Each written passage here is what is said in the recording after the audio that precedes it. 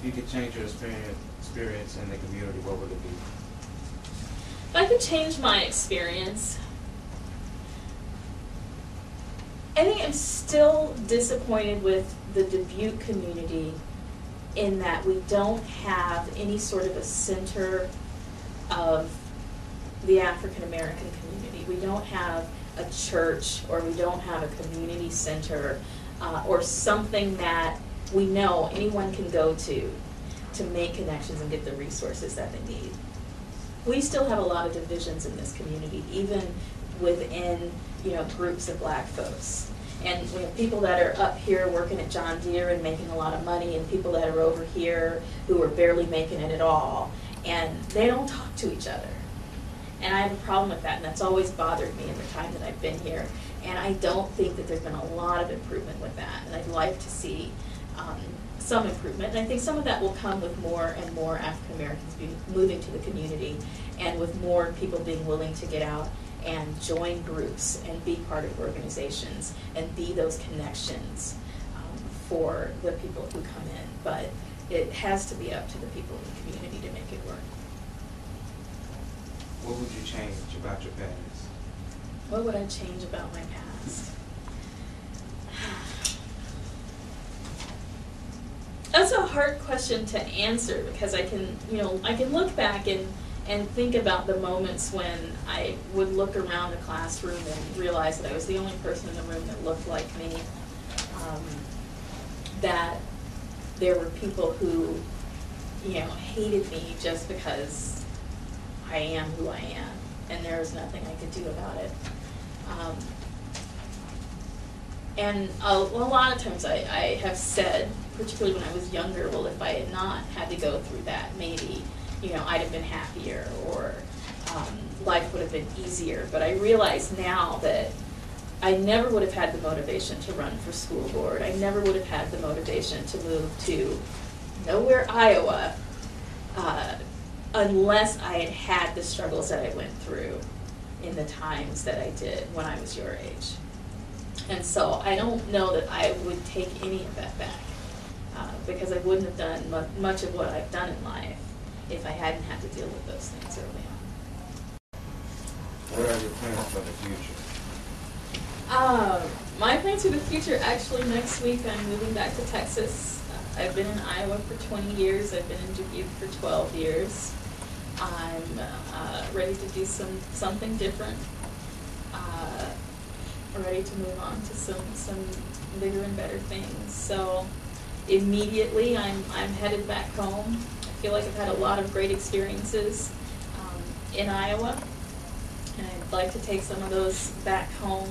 I've learned over the past year, as I've watched the energy in our country with the way that people are getting involved politically, with the excitement over Barack Obama being elected and the changes that people are hoping to happen, that none of those changes will happen if we're not involved, if we're not a part of that process, particularly in the black community. And I feel a really strong need to go back to where I came from and to do what I do for the kids that are in the same boat that I was in. When I was in middle school, I have a dear, dear friend that I just reconnected with in the past year who went to the same middle school I went to.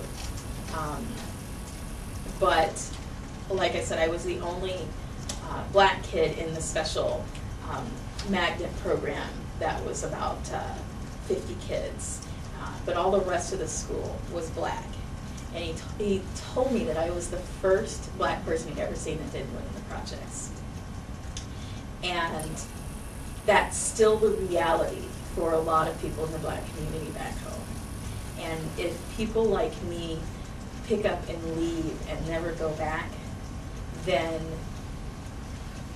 they still may never see someone who doesn't live in the projects or isn't from the ghetto or isn't from the hood.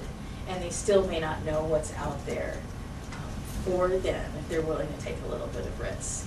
And so I'm ready to go back home and try to help some folks most directly from where I come from. So I'm going home. In 20 years, when people talk about Cammie Dean, what is the one thing you want people to remember? I think I want people to remember that I lived what I believed. I didn't just talk about it, though I'm a pretty good talker. And I didn't just complain about it, but I got out and tried to make a difference. I respected people from all walks of life and with whatever they had to bring to the table, but ultimately it was all about trying to make an improvement in the community, and that I tried to live that. What advice would you give the African American people in this community? I think it's important for people to own this community. There's a sense that if you're Black here, it's not meant to be home, that you're a visitor, that you're passing through. And that's the way that this community has been for a long time. But it's only if we make the decision that we're going to do the best we can here, however long we're here, and we're going to make a contribution, that the Dubuquers, as they're called, will see the value that we have to offer, and that we will see our own value.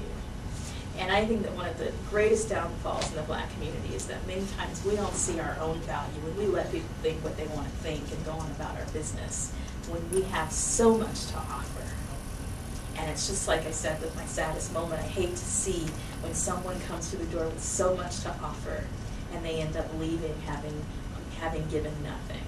That's the most disappointing thing that there is. And for us as a community, I think that's just as disappointing. Thanks for coming. Thanks for coming here today. Thanks for having me. You guys did a great job. Keep doing what you do.